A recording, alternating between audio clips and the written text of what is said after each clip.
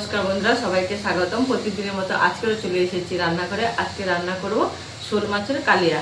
এই যে শোল মাছ কেটে ধুয়ে নিয়ে লবণ হলুদ মেখে রেখেছি। আমি আলু দিয়ে কালিয়াটা বানাবো।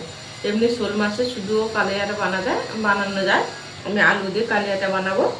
কালিয়ার জন্য এখানে নিয়ে নিয়েছি আদা বাটা, জিরে, ধনে বাটা, পেঁয়াজ, রসুন আর টমেটো আর লঙ্কা, হলুদ তো রাখছি। তাহলে কড়াইটা বসিয়ে দেবো, দিয়ে মাছগুলো ভেজে নেব। গ্যাসটা জ্বেলে নেব। এই কালিয়ার জন্য মাছগুলোকে ছোট ছোট করে কাটাও যায়, খুব সুন্দর লাগে। আমি এইভাবে বড় বড় করে একটু কেটে নিয়েছি। কড়াইটা গরম হতে দেয়, এইদিকে একদিকে ভাতটা বসিয়ে দেবো।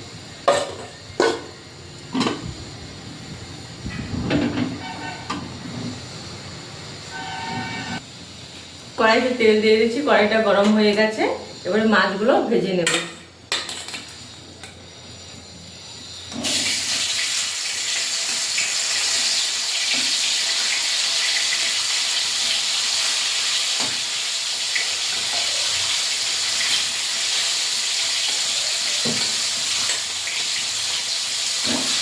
মাছগুলো তো এক এক করে ভেজে নেব। মাছগুলো তো ভাজা হয়ে গেছে, এবারে তুলে নেব।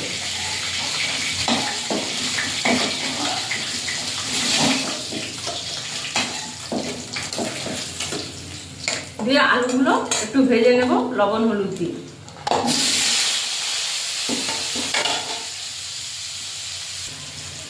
আলুটা ভাজা হয়ে গেছে, এবারে তুলে নেব।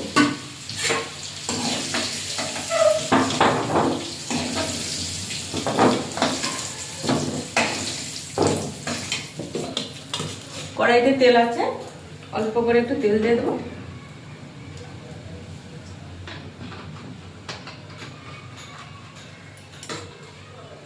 তেলটা গরম হয়ে গেছে, এবারে দিয়ে দেবো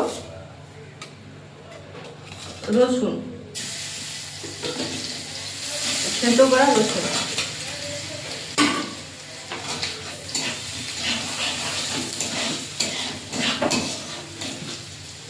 রসুনটা লাল লাল করে ভাজা হয়ে গেছে, এবারে পেঁয়াজ কুচি দিয়ে দেবো।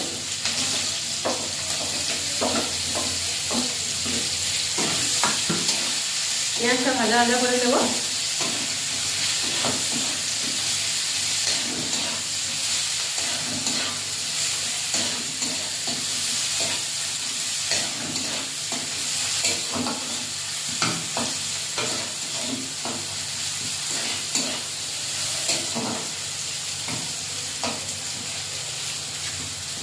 পেঁয়াজটা লাল লাল করে ভাজা হয়ে গেছে, এবারে দিয়ে দেবো আদা বাটা।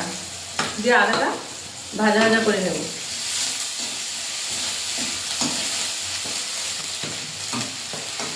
দিয়ে একে একে সব মশলা দিয়ে দেবো। জিরে আর ধনে বাটা, হলুদ,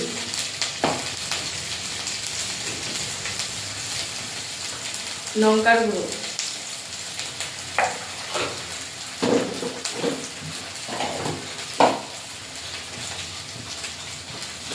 টমেটো দিয়ে মশলাটা ভালো করে কষিয়ে নেব।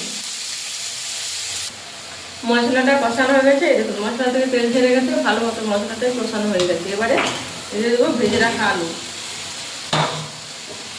দিয়ে দেবো পরিমাণ মতো লবণ,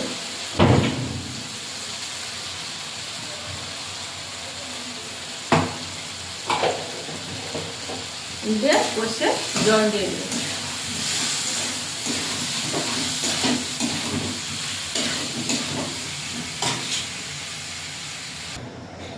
ঝোলটা ফুটে গেছে, এবারে মাছগুলো দিয়ে দেবো। এত হাসতে পোয়াল লাগে রাখতে হচ্ছে। দিয়ে ঢাকা দিয়ে দেবো।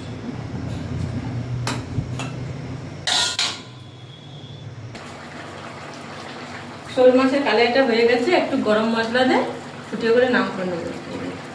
ঘরে বানানো গরম মশলা দিয়ে নাম করে দেবো। একটু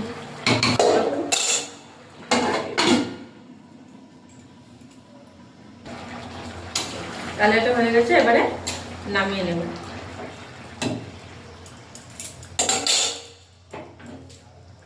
আলু